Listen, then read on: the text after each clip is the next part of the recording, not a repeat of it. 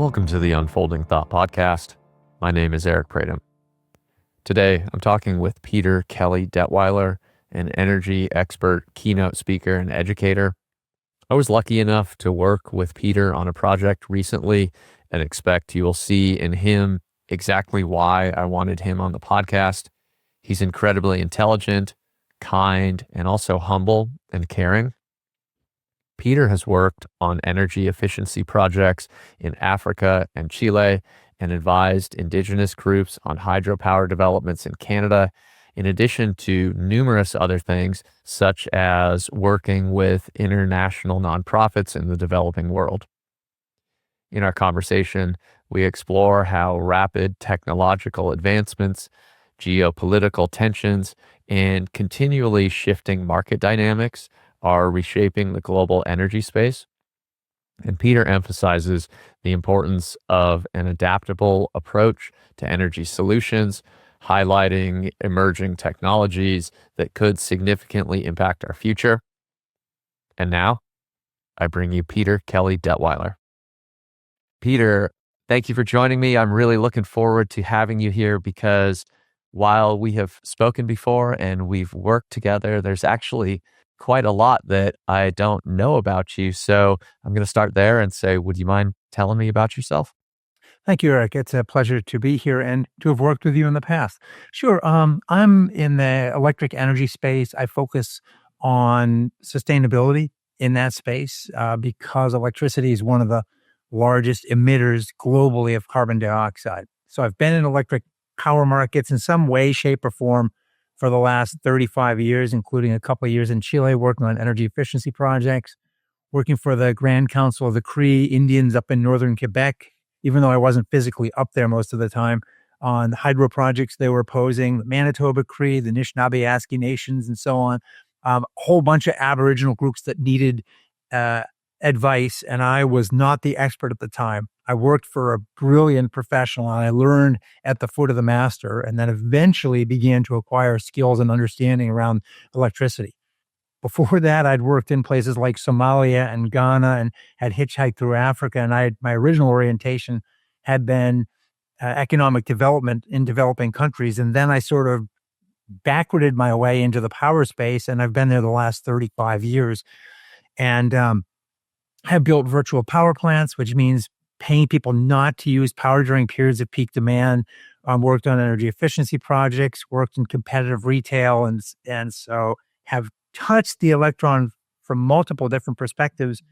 And for the last 13 years, I used to be an SVP at a large corporation, Constellation Energy, where I ran that virtual power plant. But for the last 13 years, my job, self-appointed, if you will, has been to understand the power grid in all of its complexity. And it's this fascinating beast. It's the most complex machine humanity's ever built. And it has all these nuances. And if you think about electricity, supply and demand must always be balanced, in equilibrium. And if they're not, you have things like the outage we saw in Spain and Portugal that just happened. And then there's all different generating technologies and ways people use electricity. And of course, data centers coming in. So it's this incredible three-dimensional game of chess that every time I turn around and look, it seems like someone just added a new figure to the board. So it's just a fascinating space. Having mentioned working in Africa, I think it was Somalia, maybe, and I think there was somewhere else, hitchhiking across Africa, I think. Was there a bridge between whatever work you were doing there and getting into energy? Like you mentioned sustainability, you mentioned the Cree Nation. And so was there any work around power generation or utilization or extending access that somehow related, bridged from your work in Africa to what you've been doing, in more recent time? It was kind of a cold turkey in that sense, but I grew up thinking that whatever I was going to do for a career, for me, it was going to be not just making money. I respect that people have to go and feed their families and provide. I felt like at some point in the future, I was going to be lying on a gurney with tubes in my nose and look back and ask myself, well, did you tell a good story? Was it a story people would be interested in? And was it meaningful? And did you have some kind of hopefully positive impact on other people? So I got involved with Africa because after I got out of college, I didn't have a job. And I actually, I'm going to tell this story and we'll see whether it goes anywhere. But I was studying about the CIA, and I was taking another course on Vietnam. And I wrote my paper in college on the role of the CIA in Vietnam. And Donald Gregg, who was George H.W. Bush's national security advisor when he was vice president, came to dinner. There were 8 of us because it was a small class. And he and I ended up sitting next to each other. And sure enough, he'd been chief of station in Saigon when everything I was writing about took place. So after a while, he and I just were talking to each other because he knew all the people. And I was curious as heck, like, what was it really like? So at some point he said to me, what are you going to do when you graduate college? And I said, I was kind of embarrassed to say, well, my plan is I'm going to make a bunch of money painting houses, and then I'm going to hitchhike to Africa. I'm going to start in Egypt and go down through the Sudan, and then eventually try and make it through the Sud into Kenya, and then see where it takes me. And I said, that may not be much of a plan. He goes, that's an excellent plan. He goes, one of my best friends at Yale went also into the CIA with me. He got shot down over China, and he was 10 years in solitary confinement. And when he came back to the reunion at Yale, he'd, been in a prisoner for a long time, and everyone was really, apologetic and sympathetic. And he said, no, you got it wrong. I learned who I was in those 10 years. I look at you, you're on your second wife, you have beautiful cars, you have a house here and another one there, and none of you understand why you exist. None of you. I wouldn't trade my experience with any of you. And so he looked at me and he says, go do your thing in Africa, because you're going to learn so much about yourself on that trip. And for me, it was validation, right? So then I went and I hitchhiked through Africa. I tied myself to the roof of a train on the way down through the Sudan, through the Nubian desert, and had all kinds of amazing experiences climbing in the Ruwenzori Mountains of the Moon in Uganda. And it wasn't always safe. I mean, we drove. One point I was on a bus with a guy with a AK-47 across his lap guarding the bus. You do stupid things when you're, an 18-year-old, 19-year-old. But I came away enchanted with Africa. So then I went to graduate school at the Fletcher School, got a degree in development economics, met my wife. She'd worked in Jamaica in a home for destitute and dying. So we ended up going to Ghana for a year working for Catholic Relief Services. Had a difficult pregnancy. Came back, I didn't have a job. And she said, you should be looking at environmental issues. And because every time we got The Economist in Ghana, there's the only thing you could read over there practically. She said, you always gravitate towards the environmental issues. You should look into that. And so I did, and found a job related to energy. And then after that, found a job working for the Grand Council of the Cree with a guy just starting up a consulting business. Didn't know anything about electricity, and learned from him. And that just sort of began unwinding the spool of my natural proclivities towards interest in really complex issues that had systems of systems implications, which electricity does as a core, but so does the planet we live on. I mean, talk about systems of systems. The planet is the most complex system of systems we've ever encountered.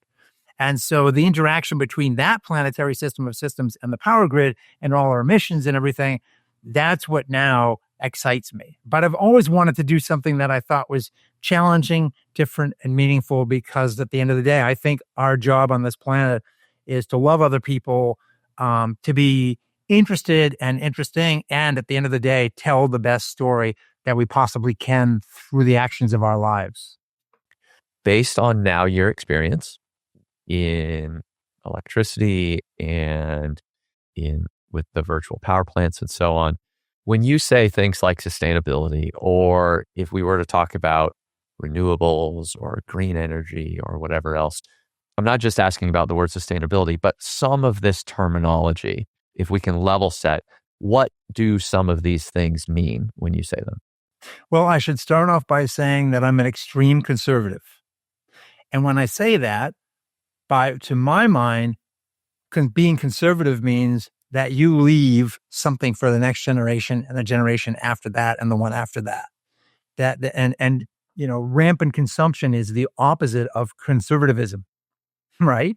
And so then when you think about sustainability, to me, I define it as human activity that doesn't leave us as a species and all the other species out here that we cohabit this planet with worse off than when we started the process. Because if it is worse off, then inherently the system doesn't sustain itself. And so that's what I mean when I say sustainability. It means you could do what you're doing ad infinitum without depreciating the quality of your lives and the things, the species around us, the entire ecosystem. Now that's a tough order. If you think about it, what we're trying to do right now is to reorder the entire global energy system that has given us all the wonderful things we enjoy every single day. The conversation we're having right now, air-conditioned rooms, mobility, health, all of it, right? But we still, if we continue on the way we are going right now, 4 or 5 generations from now, certainly would look different and probably not very good. And so the question is, given the technologies that we have, given our intelligence, given our natural curiosity, how can we develop new ways of doing things, both behavioral and technological, that don't disadvantage future generations?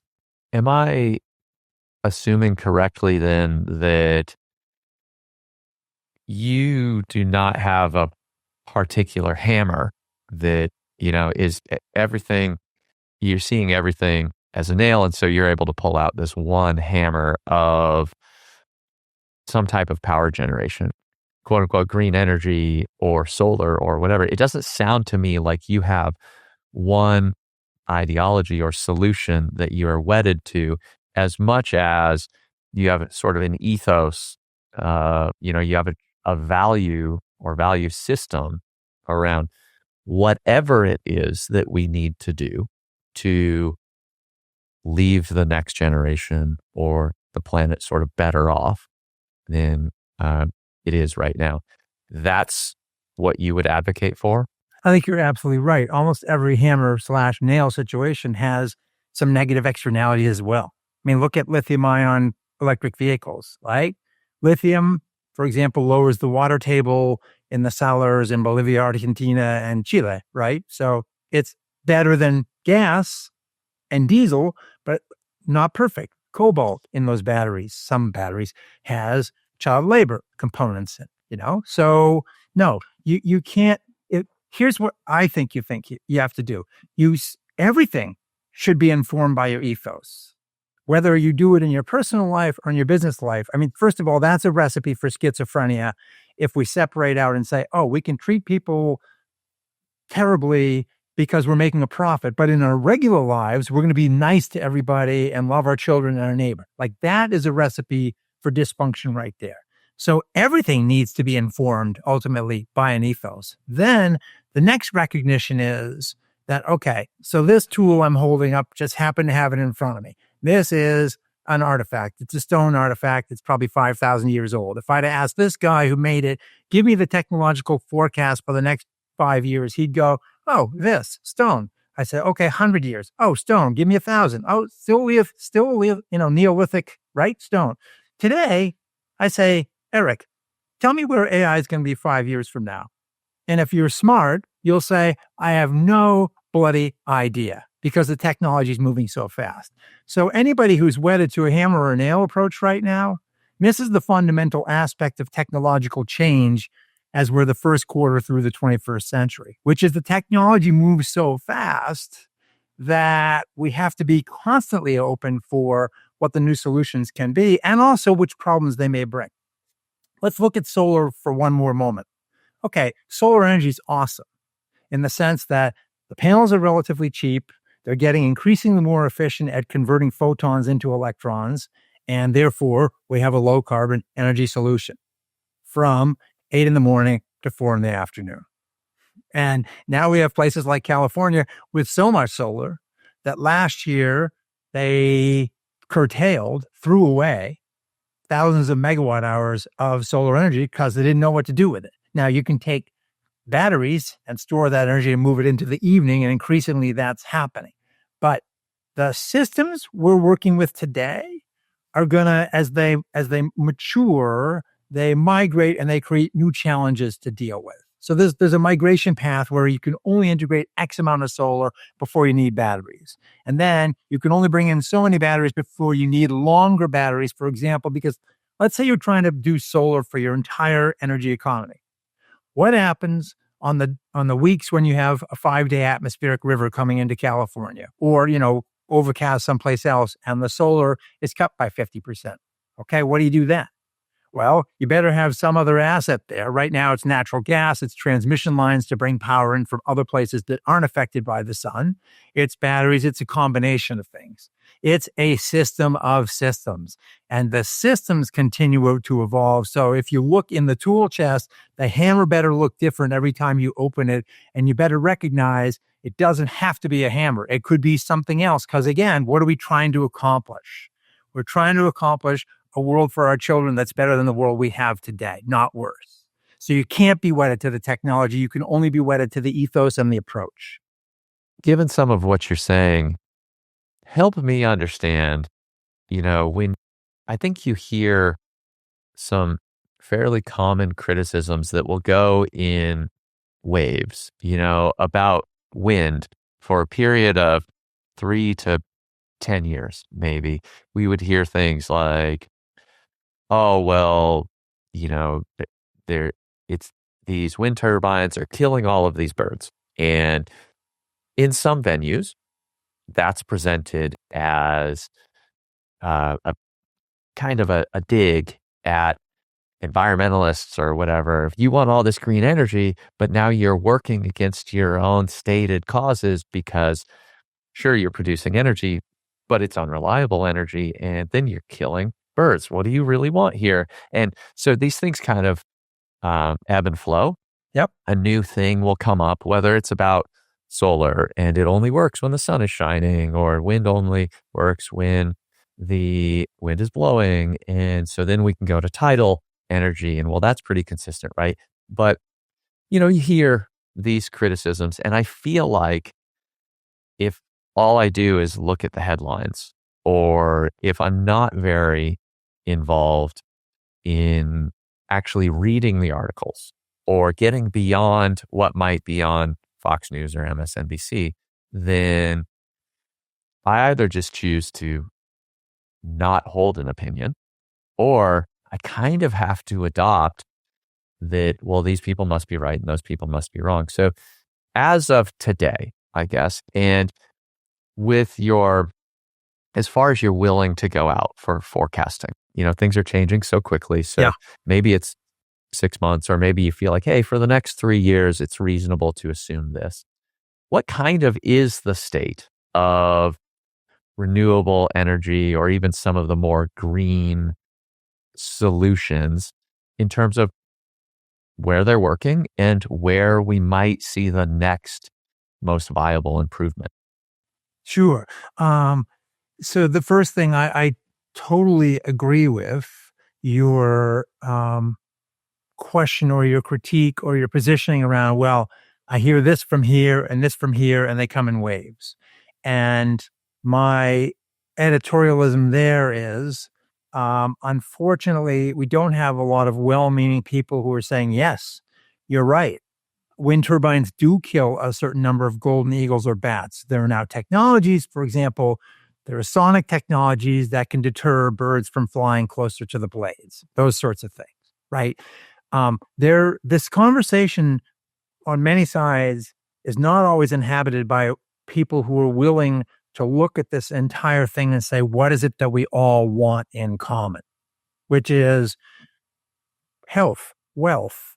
Again, being able to look at our children and think they're going to grow up in a world we would want to inhabit, right? So I step back to that first principles thing, but then I say, okay, let us acknowledge, instead of saying, no, those deficiencies don't exist, let us acknowledge what they are and say, okay, let us look at this. Let us look at this again as a system of systems. Is it better than coal emissions and sea level rise and potential crop failure and heat waves and all the other things that a large number of scientists think are headed our way? And don't give me this nonsense that CO2 is beneficial for plants. Yes, it is, but only to a certain point. Like, stop the smoke screen on that stuff, right? And then, so let's have fair and honest conversations to the extent that we possibly can. So on LinkedIn, I push back sometimes against these arguments, but I try and do it respectfully, buttressed with a lot of knowledge. Because if it's a screech fest, how does that help anybody? Okay, so now let's look at this energy economy as we move forward. Step one is always do everything you possibly can as efficiently as you can, right? So put in the LED light bulbs. First of all, don't use, it kills me how many times people's lights are on and they're not in the room. So what happened? We burned a whole bunch of something, or we put solar panels in and we illuminated a room and nobody was there. What is the point of that? And yet I see it. It's not just my generation, it's younger generations, it's everybody. So first thing is, we really need to think about the implications of our consumption. And by the way, for me, the grossest word on the entire planet is not a vulgarity related to genitalia or fecal matter or anything. The ugliest word humanity's ever come up with is consumption and consumers, because it turns us into these mindless worms that just rip through things and then defecate something on the other side. It's such an ugly word. And it's used all the time in consulting, etc. I think it reduces human beings to trash in some sense. It turns us into these mindless things that just, and maybe we are, right? I mean, at some level, if Martians would look at us and say, yes, you absolutely are consumers. You are cutting down trees and ripping everything up and blah, blah, blah. I hate the word. But, okay, nonetheless, we live in a world where we do consume things. I consume information. That's the thing I probably do the most. But anyway, now let's step back and look at the system you asked about. Okay, so we start with the premise that we have a whole bunch of coal plants, and they're awesome in one sense. They store fuel on site, and unless it's really cold and the conveyor belts freeze up, you get the energy you need when you want it, and you can deliver it across the wires and poles and follow the fluctuation of demand by adding a little bit more, a little bit less to the coal plant. And then you bring in some hydropower, pump storage where you're putting up and down a hill. You pump the water up at, when there's a lot of sunshine, or at night when demand is low, run it through the turbines in the daytime. Then you have your natural gas, which comes into the system. And then you have your solar and your wind and all that. That's what we're doing right now. Now, the solar, once you get to, say, 30 or 40% renewable mix of wind and solar, now you have a lot of variability. You're making your gas plants work like heck because they're the things that can ramp up and ramp down the most quickly to accommodate for the variability of the renewables. Then, of course, you have your energy consumers that, hopefully, those consumers, right, that could be wired to the signals of scarcity. So the time when you have to bring on a lot of batteries, which are expensive to supply power from 6 o'clock to 9 o'clock, well, could be you send a signal out saying, if you charge an electric vehicle, then you're going to pay 3 times as much as you would have if you charged that vehicle at 1 o'clock in the afternoon, when you could have absorbed a whole bunch of solar energy, which would have cost virtually nothing on the margin. So you actually integrate the demand side. And I'm not talking rationing. I'm talking about elastic behavior. If the price goes to X, you change your behavior. Price of bread doubles on the shelf, you use less, you eat less, right? So sending signals that reflect costs is another really critical element of this thing. Now you bring in like your storage, and ultimately batteries are good for 3 or 4 hours. There are other technologies that give you longer duration storage. There's one technology right now that's reverse rust. The Neil Young thing, rust never sleeps. And the balls are about the size of this little blue marble that I hold up sometimes to represent the planet, golf ball size. And when they rust, when they oxidize, they release energy. And they have them in these washing machine size containers, and they recharge them by sort of de-rusting them. And these batteries can last 100 hours. They're just coming into the market now. Now, the one problem with these batteries is they lose 60% of the energy in the cycle every time you charge, discharge, because of the efficiencies that are inherent in the chemistry. But they will be a piece of this equation. And then you have things like enhanced and advanced geothermal, which didn't exist 5 years ago. What's that? Take fracking technology. With fracking, since 2010, we've been able to go into shale that's hydrocarbon rich, drill down a mile, go sideways, hit it with 3,000 pounds per square inch of an explosion, a shock wave essentially, drive water and proppant and sand into the shale. The sand props open the pores, gas under pressure flows out. We've become brilliant at this. We can drill a mile underground in less than a day, sideways, horizontal lateral drilling. So you take that same technology, which has made us the world's leading exporter of liquid natural gas, which we were 10 years ago, we didn't export any. Take that same technology, you drill down a little deeper into hot rock, granite, diamond tip drills, go sideways, take advantage of the fact that the heat down there is over 200 degrees centigrade, so like close to 400 degrees Fahrenheit. Smash up the rock with fracking, so you get a lot of surface area, pump down a working fluid, often water, bring that water back up, hot enough to spin a turbine, generate electricity. The whole western half of this country has rock hot enough to do that. Or if you don't smash it up and frack it and use water, you can actually go down, drill sideways, sensors meet each other, and you put a pipe down there. And it's a closed loop system. And then, Eric, they take this thing called supercritical CO2. It's carbon dioxide under pressure. So it's neither a gas nor a liquid, but it behaves like a liquid. And it boils at a much lower temperature. And it's the boiling that creates the pressure that creates the steam that spins the turbine. And so there's a company that just signed an agreement last week for 110 megawatts, which would be about 10% of a typical nuclear plant, with the Presidio Municipal Association in Western Texas. And they're going to start by the end of next year, delivering the first, say, 10 megawatts of this advanced geothermal. So this, again, is a technology that's totally an offshoot from fracking, didn't exist 5 years ago, 6 years ago, and now is coming pretty rapidly into the mainstream. Google has a contract through the Nevada utility with one of these companies for 115 megawatts that they're going to start getting delivered soon. Southern California Edison, the utility out that serves LA or near LA has its own utility. They have a contract for 320 megawatts, so about a third the size of a large nuke. Also for this geothermal, this new type of geothermal. It's not the old geothermal on the Ring of Fire where you drill into rock that had hot water into it by volcanoes. No, this is radiative heat coming up from the earth from when it was formed that essentially is trapped under the rock and we can tap it. So these are the kinds of technologies that exist out there around the corner. And then there's modular nuclear, little baby nukes. They're about the third the size to a tenth the size of a normal nuke, maybe even a 20th the size, some of them. And they have different ways of like fail-safe mechanisms. So remember when Fukushima had its little close to meltdown? Tsunami comes, hits the reactor.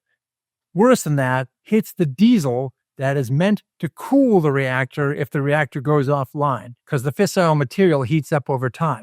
It's the same issue we have right now with Zaporizhzhia in the Ukraine, which is it's not running, it's not generating power, but it has to be kept cool. And so there have been a couple times during the war when the Russians have been keeping diesel from getting to the plant, and we've been 3 or 4 or 5 days from a meltdown in the largest plant in Europe. Okay, so that's the inherent design flaw that happened with Fukushima because the diesel didn't cool down the plant. In Zaporizhzhia, that's what happens with a lot of your light water reactor designs. With these modular nukes, you can do things like, for example, you have a solid salt core, and the nuke keeps a fan running that keeps the core solid. And as soon as the nuke fails for some reason, the fan stops, the salt liquefies, and all the fissile material drops into a container and goes inert. So there are fail-safe designs in some of these new modular nuclear plants that never existed in the old ones. And so there are probably 10 companies right now working with the Nuclear Regulatory Commission for new designs. One of them just got approved last week. And then the question, and they would build these in factories. So like, when you drive by a home that's being built, it's stick built, the carpenter's out there, it's got rain, snow and everything, and things start to warp a little and the windows aren't quite square, your typical home. Or you can get a modular home, like the one I'm sitting in here, which you'd never know it from outside, except the walls are thicker. Built in a factory, so everything's plumb. And then they ship the boxes and then a crane puts it all together. And then, of course, you bring in your teams, the Vietnamese do the floor, the Salvadorans.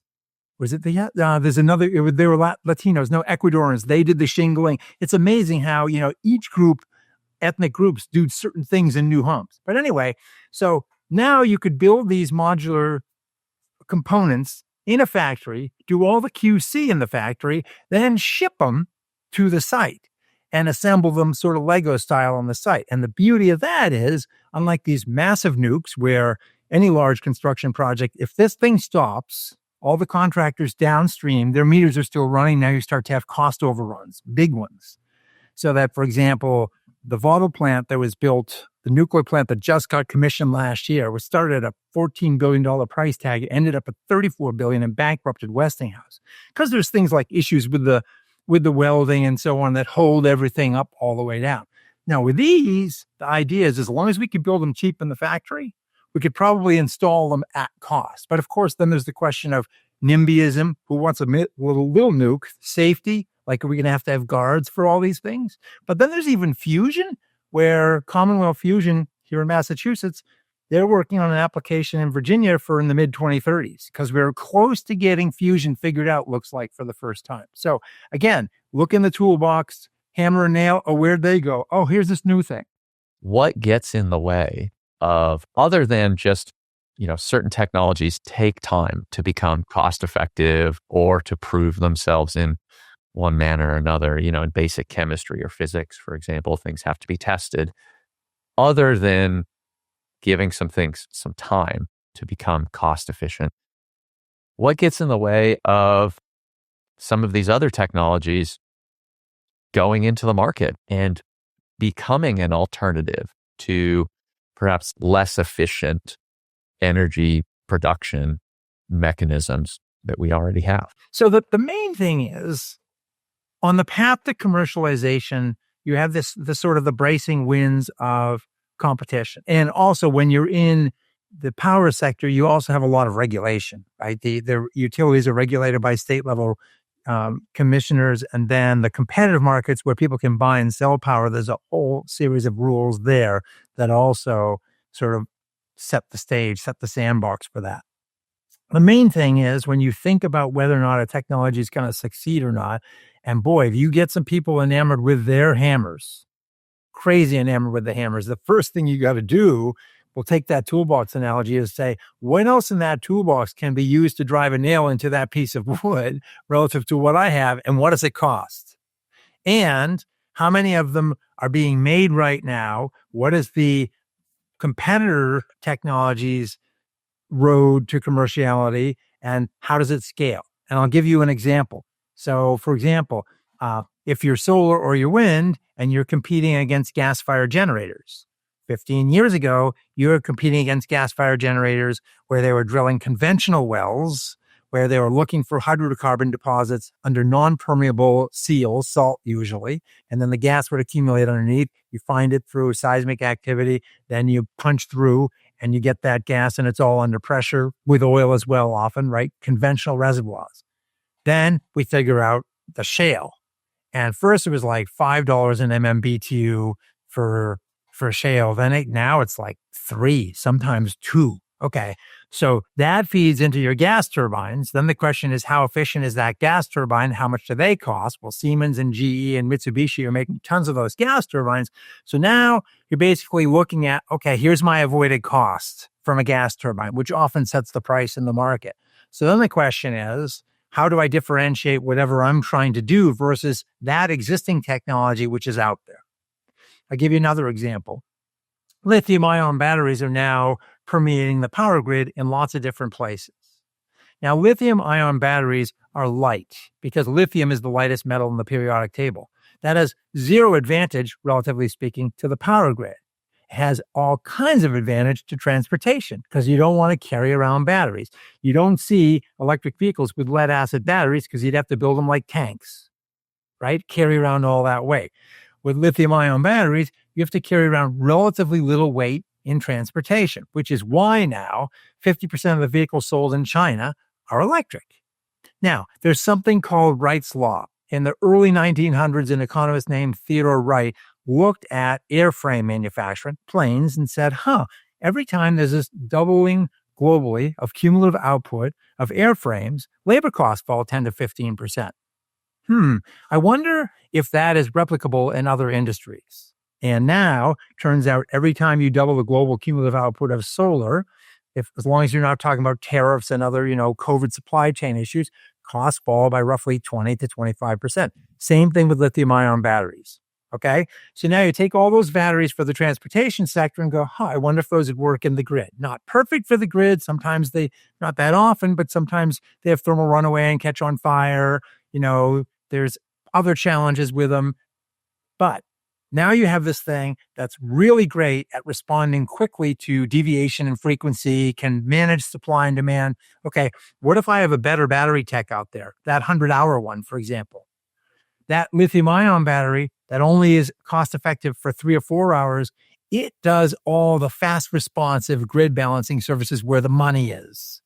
The other 97 hours are valuable for those periods when there's an atmospheric river or, all kinds of when the wind stops for 4 or 5 days and the turbines don't blow. But how often does that happen? If the lithium ion batteries hadn't existed, maybe the flow batteries or these iron air batteries, the reverse rust ones, could have gotten these higher revenue streams as well. But now they're relegated over here because the lithium ion sort of ripped out the underbelly of the great value stuff. So a lot of times when you're looking at a technology, you can't look at it in itself. You have to kind of go, well, who's who in the zoo? What else is out there? How is that technology evolving? What's the juggernaut or not behind it in terms of the inertia, right? The economic inertia, the adoption curve, et cetera. And so actually that's what I do that's why I exist professionally, is to look at all these different pieces and conjecture what's going to happen if, 10 years ago was, what if we married solar and batteries? Oh, that's like peanut butter and jelly. That's an obvious one. Now, more than 50% of the solar that goes into the United States has batteries attached because it has to. It doesn't make economic sense not to do it. So, but I often will caution clients, if you're not looking at these other sectors, one of these could smack you up the head with a 2x4 with a nail in it without you even knowing, because you didn't think to look over there in terms of how it could either help your business model because there's complementarity or destroy it because they're trying to do the same thing you're trying to do and they're going to overlap your value proposition and do it faster and better than you are. So long answer to a short question, but I always caution people, and I teach all these classes on everything, 7-hour classes and do a lot of keynotes. And I always caution people, okay, you just asked that question. I can give you the 1-minute response and you'll get nothing from it. Or I can give you the 3 to 4 minutes and contextually you'll have a glimmering of understanding of why the heck I think this way. How might things like just better software or AI, or I don't know if blockchain plays in, but things that perhaps are more about decision-making, better decision-making, more efficient prediction, perhaps, of where energy demand might be higher or lower. How do some of those kinds of technology changes, how are they affecting things today? And maybe in the kind of immediate term, what do you expect are the big opportunities, or where we might see some gains in sustainability, or we might just get more efficiency out of existing technology just with better software, for example? Let's take 2 examples. So the first one is I'm going to remind myself, interconnection queue and then DERs. Okay. So the first one, interconnection queue. Right now, there's twice as much capacity, that is the ability to instantaneously generate electricity.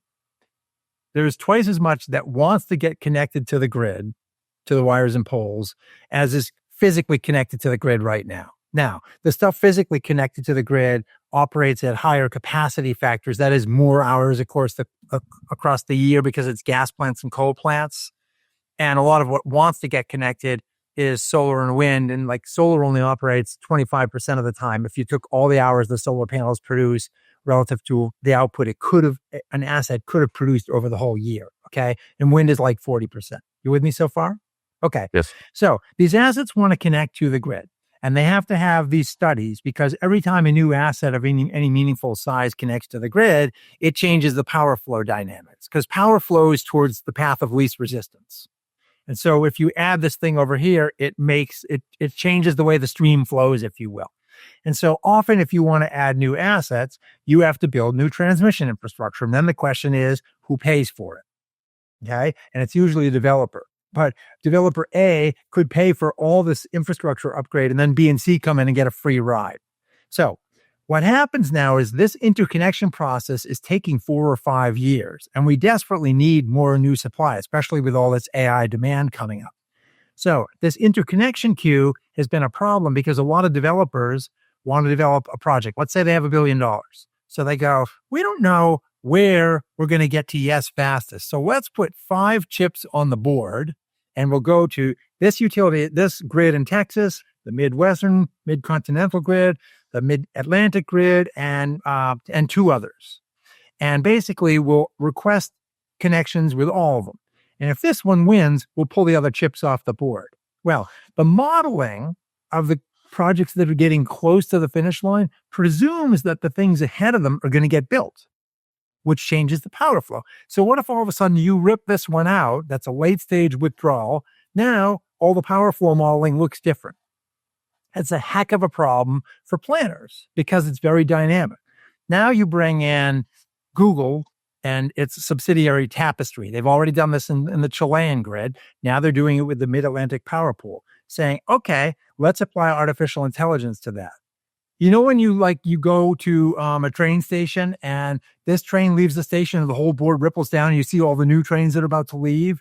Well, it's the same sort of thing. This gets ripped out. Everything now changes with respect to the power flow modeling, right? AI can do that way faster than engineers with computers could do it otherwise. And they also, by the way, all the information that's submitted on PDFs, etc., so many times they're incomplete, inaccurate. AI can rip through that stuff and tell you immediately, is this missing? Is it correct? That sort of thing. So the interconnection queue, they found it's way faster in Chile. So that's one example, just to give you sort of a quotidian one. Let's try something that's much more fun and exciting. All right. So our power grid today is supersized for the period of peak demand on the hottest day of the year.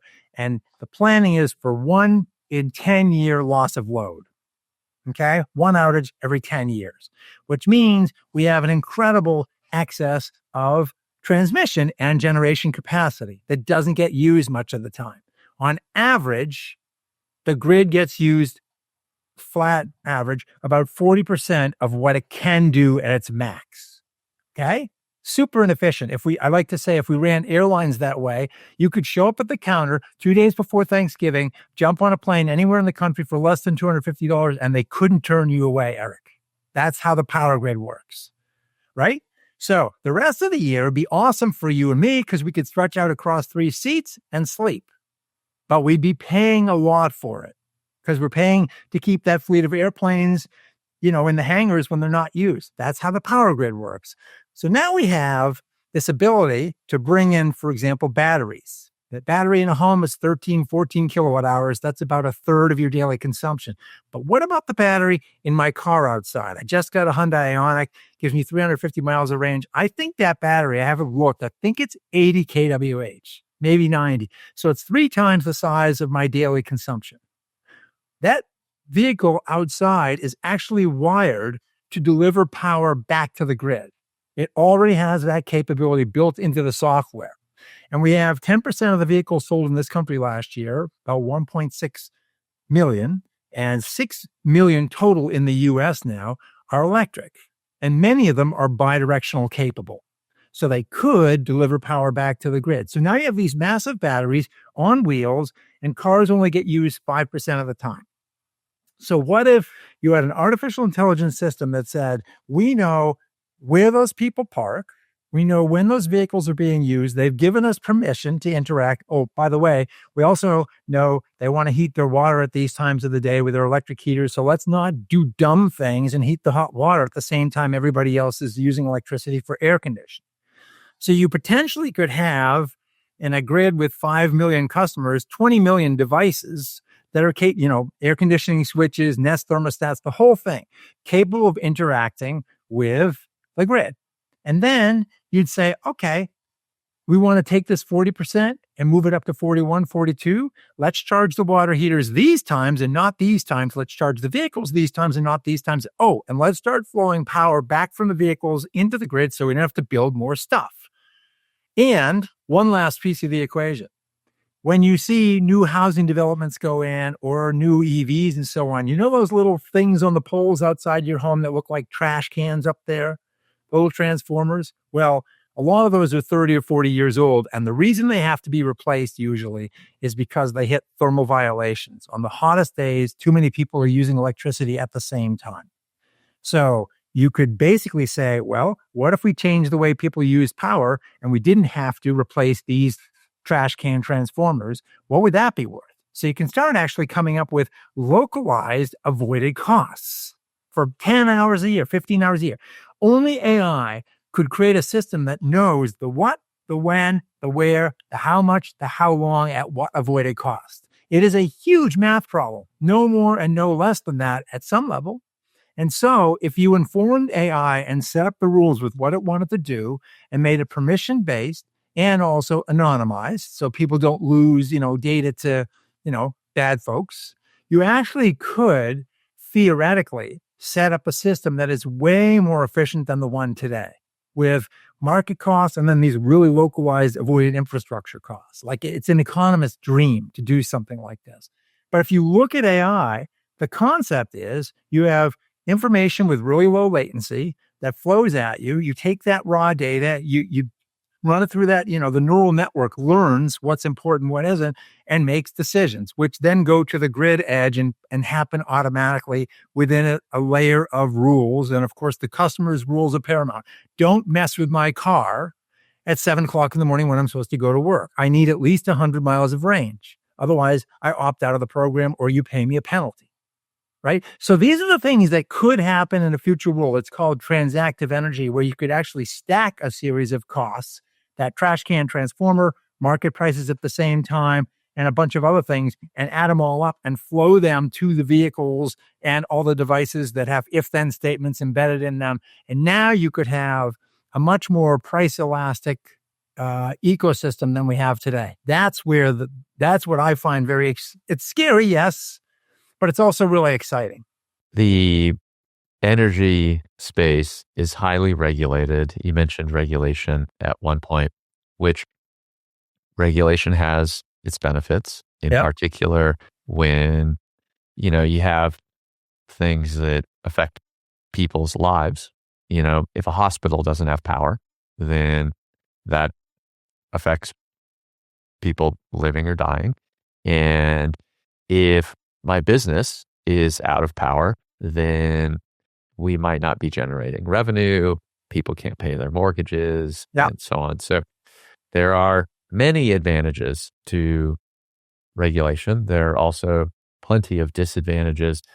And I suspect, though, that there are plenty of big and small businesses that chafe against regulation, because my guess would be that whether I have a potential AI solution that's just somehow in the energy space, or I have a potential new technology that, as a small business, as a startup, it might be quite difficult to break in. As a big business, I've seen you talk before about problems with forecasting, if I recall correctly, and how most forecasts tend to be fairly linear. And my guess would be that forecasts being fairly linear and not taking into account black swan events and so on, potential black swan events, right? Because it wouldn't be a black swan if we knew it was by coming. definition. Yeah. Then my guess would be that is the challenges around forecasting are more common in big businesses due to many reasons. But what is the opportunity, I guess, for big businesses or even down to a startup, regulations, I suspect, as I'm saying, might get in the way of a startup being able to bring in a new solution, AI or otherwise. And yet a big business, big corporation, power producer or otherwise, might also just be wedded to existing solutions. So what opportunities exist for organizations to present new solutions or to change the current approaches? Yeah, well, selling to the utilities directly is a hard one because, among other things, utilities are really risk averse, and there's good reason for that because they keep the lights on, they keep us all alive. By the way, when we had that winter storm Uri in Texas, right, where they had the outages for days, there was a period of time, Eric, where the frequency, which is there's 60 hertz, there's 60 oscillations, 60 sine waves per second in our power grid. And the frequency fell to 59.4 for about 4.5 minutes. Another 4.5 minutes, and generators would have failed. And so had they failed, Texas probably would have been without power for 3 weeks or more. Because they also have these little units called black start units. They're small generators, diesel gensets that sit next to the larger power plants that are these designated black start plants. You crank up the little diesel one, it starts up the big one, and that one finds the frequency of the next one that's a black start unit, and you suture the grid together. Well, after that event, they found out that 2/3 of the black start units failed when they tested them. So if the grid had gone down another form, the frequency had stayed at like 59.3, 59.4 hertz, we would have seen the 9th largest economy in the world go black for maybe 3 weeks because they wouldn't have the black start capability. Now, think about that, right?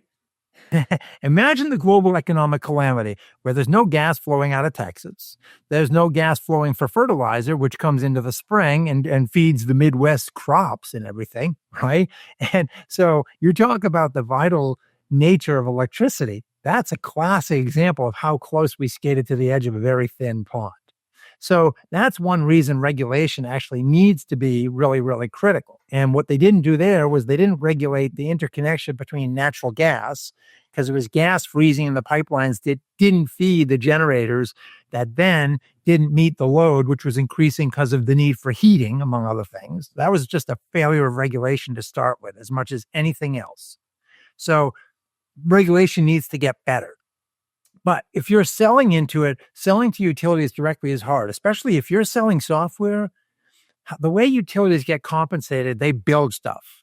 And then they turn around to the regulators and say, we built this stuff and it cost $1 billion and we want our 10% rate of return. And the Public Utilities Commission says 80% of what you built was used and useful. And we're going to give you an 8.5% rate of return and that's it. And if they can sneak in decorating the president's office, fine.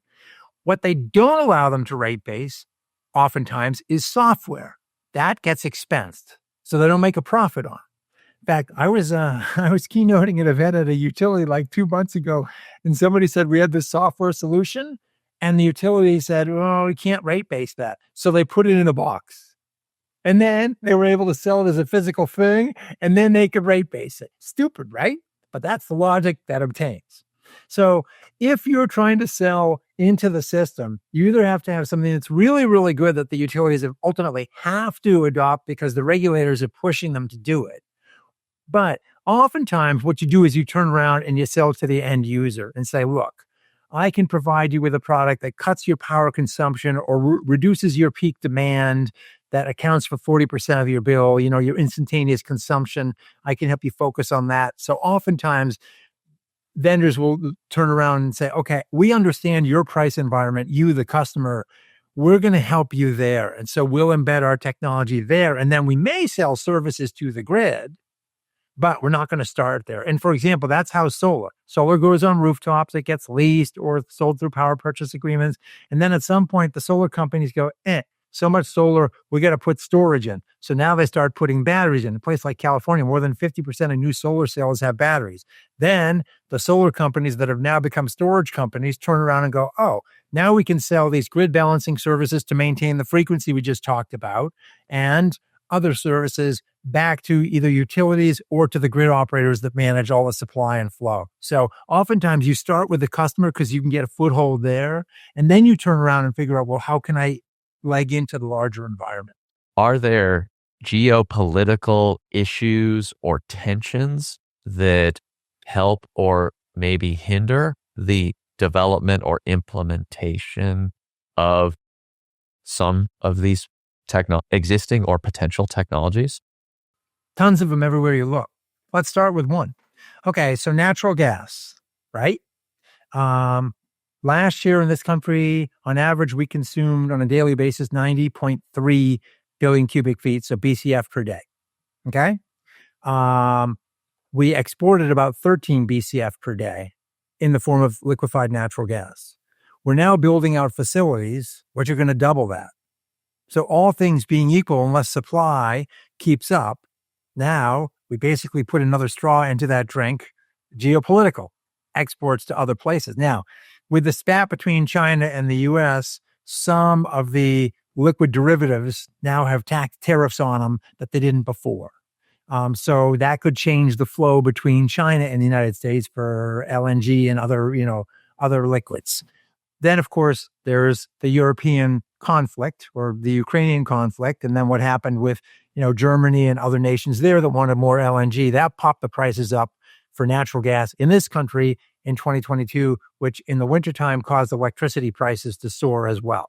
So just on a daily basis, what happens with gas, especially the LNG piece, can impact power prices. So that's one example. Let's take another one. The batteries that we're so fond of. Well, one company in China makes 34% of the world's lithium-ion batteries. And about 80% of the batteries now come out of China because they've dominated the space. They're so good in their manufacturing facilities. Yes, they got state-level support to build these things up. They have, we play checkers and focus on the next quarter for our quarterly earnings, very myopically, I might add. They have a geostrategic view which says, let's play go. Let us look out 10 or 15 or 20 years and figure out how we're going to dominate these industries. And in some senses, we fed into that by importing all of our materials from China. They process over 90% of the world's lithium, even though the raw material comes from the Altiplano and from Australia, for example. Australia is the largest producer of spodumene, which then feeds into lithium, but comes out of China. Solar panels. So we used to import solar panels from China. Then anti-dumping. They were producing them below cost, crushing our industry here. So we said, we're going to put tariffs on China. So what did China do? They set up factories in Cambodia, Malaysia, Thailand, and Vietnam and fed the inputs into those countries at below cost. And then 80% of the panels we imported came out of those 4 countries. So now, under the Biden administration, there was an anti-dumping, countervailing tariff hearing, and Cambodia said, forget you, we're not even going to participate. So the U.S. said, okay, you get a 3,000% tariff. Now, other ones like Jinko, which is a huge Chinese company, and some of the other ones, they have tariffs between 40% and 300% on the tariffs import, from those 4 countries into the U.S. So in theory, then, that would help domestic producers that got subsidized through the IRA, the Inflation Reduction Act, and also some stuff from the Bipartisan Infrastructure Act. But now, with the Republican House saying, we're going to strip away a lot of these subsidies, a lot of these factories, some of which are almost fully built, may not make it to light of day because it's such a dramatic, non-differentiating approach to this. There's no nuance in what just came out of that big, beautiful bill, right? What really is needed, first of all, in my view, the tariff should have been more subtle to start with.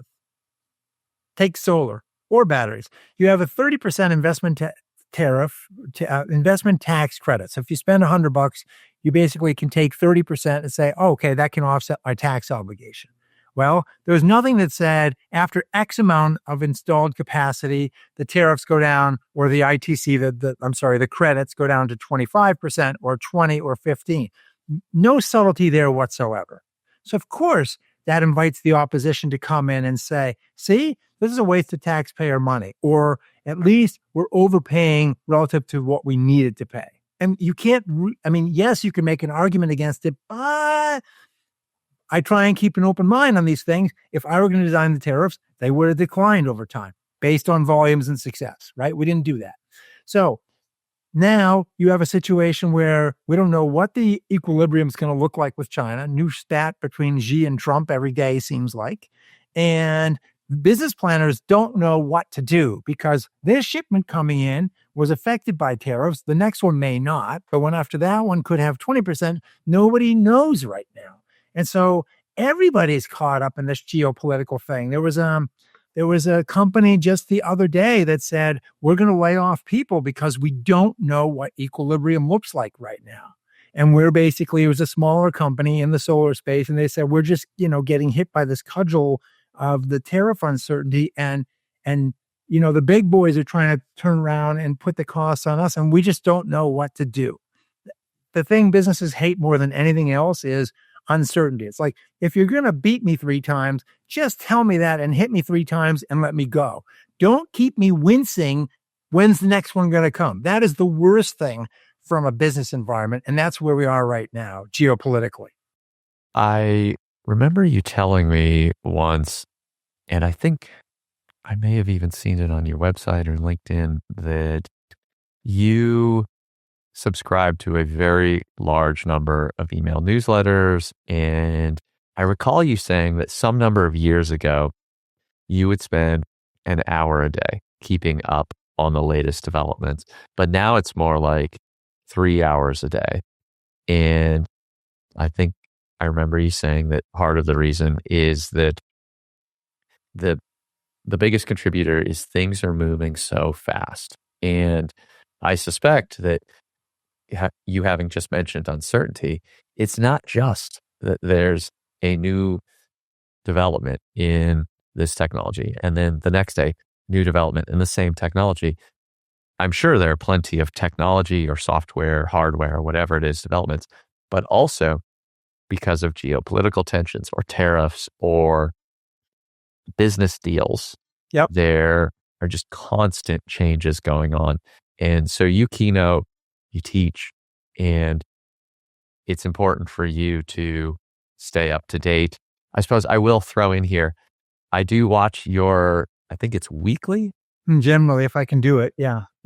Your videos are really good. I really like them because for somebody who doesn't keep up in this space, I feel like in about 5 minutes or so, you do a great job, for me at the very least, of encapsulating kind of the headlines, but just a little bit of analysis as well of what's going on in the space. So if anybody listening to this, I definitely recommend you check them out. I'll link to them in the show notes. But okay, so you consume a lot of information, a lot is changing, and you get that information out through YouTube videos, through keynoting, through teaching. Are there places that you recommend people go, or ways that you recommend that people take advantage of the fact that you're doing all of this synthesis and analysis in your head? Do you have your own email newsletter? Should people follow you on TikTok?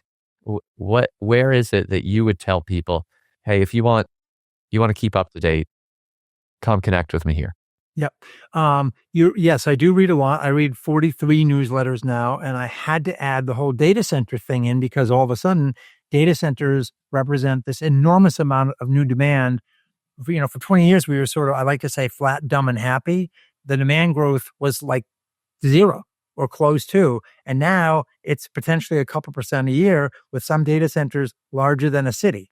And so I now have to understand things like parameters and tokens and inference and large language models and multimodal models and all these things that I didn't have to because I can't talk about power if I don't understand that.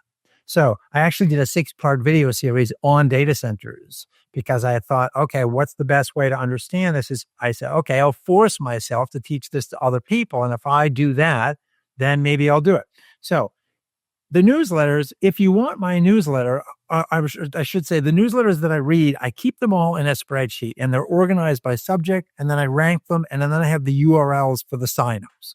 if you reach out to me on LinkedIn, Peter Kelly-Detwiler, there's only one of me in the world, so I don't commit crimes anymore because it's too easily discoverable. But anyway, just reached out to me on LinkedIn and say, hey, can you send me your spreadsheet? I'll happily do that. If you want the weekly video, if you just go to peterkellydetwiler.com, there's no hyphen in that, then you can just basically scroll down to the right and sign up for it. And it's all free. So, Peter, I will have links to those things in the show notes. Yes, you're welcome. As we, sort of come to a close, we still have just a little bit of time. So I do want to ask, short, long, or otherwise, are there other things that are on your mind, or for any type of listener, things that you feel like, the average person really needs to be aware of X, Y, or Z, or go look up A, B, or C, anything, whether it's words of wisdom or things that people should check out? Any last things that you would leave people with? So we've talked about energy, but we haven't talked about climate per se. And I found the dialogue a lot of times is pretty uninformed. And among other things that I find somewhat tragic is the Trump administration has now laid off all the scientists responsible for the National Climate Assessment. But the last one, which came out a number of years ago, and I read it, and I met the guy responsible for putting it together, was pretty good.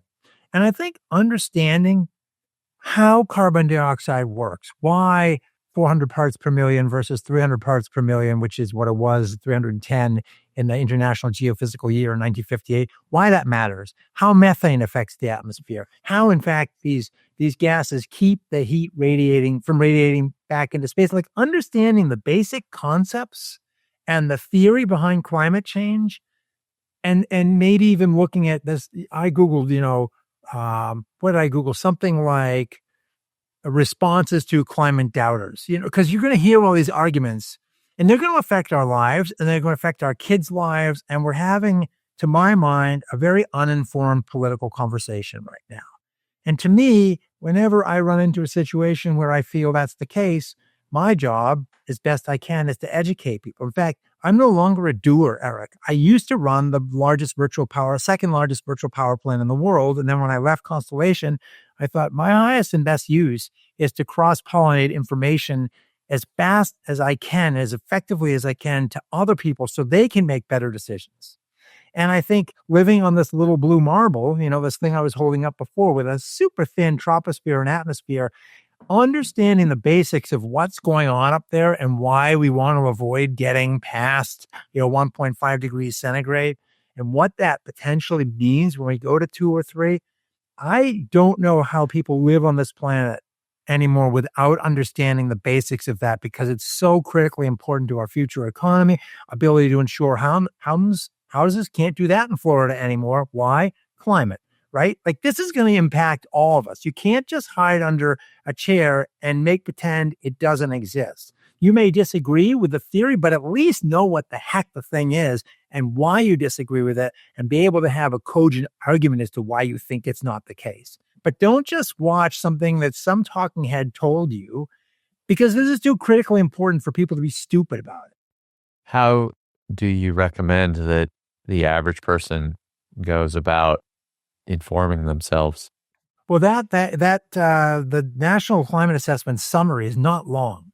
The Intergovernmental, Panel on Climate Change, the IPPY, that's not that long either. And then, of course, there are some pretty good books that explain the basics of climate change. And then, after you've read some of those, then yes, I would say by all means, pick up some of the books by the doubters and see what they're saying. And then figure out why the logic doesn't hold, or does from your perspective. I read those and I go, that doesn't make sense. Nope, that's counterfactual, blah, blah, But, and then I think, Google search from NOAA, some reputable sources is a good place to start. There's no Bible per se. And you can go way down a rabbit hole. I know, because I put together a 50-page proposal for a book that I ultimately wasn't able to sell because publishers weren't any more interested in carbon. Go figure. But, once you start on the journey, you'll find, I think, reliable resources out there. Just beware, there's a whole lot of other information out there as well that it's worth knowing about, but keep an open mind. Thank you. And you mentioning a book proposal, you reminded me I read a ton of books, but I have yet to read your book. And you do have a book. It's called The Energy Switch. Is that correct? Yeah, that's right. Yeah. Yeah, it's 4 years old, and I told my publisher that my first sentence was gonna be, "By the time you read this book, half the facts are gonna be obsolete," and she said, "Oh, please, God, don't do that." But the interesting thing is I had more than 2 dozen subject matter experts help redline all the chapters, and the thesis still holds together, even within this relatively rapid pace of change. In fact, I'm actually gonna do a workshop with someone, "What did I get wrong?" Or, "What has moved since I put down that 15 chapter interlocking argument that I was making." And it is fascinating to see what things have moved, what haven't, which things I was more right about than others. But I just there's companies that have all their employees read it when they get onboarded, so they all have a common framework of understanding. And I have a number of companies that do that. In fact, and also just this week, 2 people on LinkedIn said, "Oh, I'm reading your book right now," which is huge for me. It was like 5 or 6,000 copies got sold. There's never going to be a Thomas Friedman bestseller, but especially when young people coming into the industry go, "Oh, this really helped me understand how this whole thing works." I go, "Yeah, touche. That was why I wrote it." That's very gratifying to me.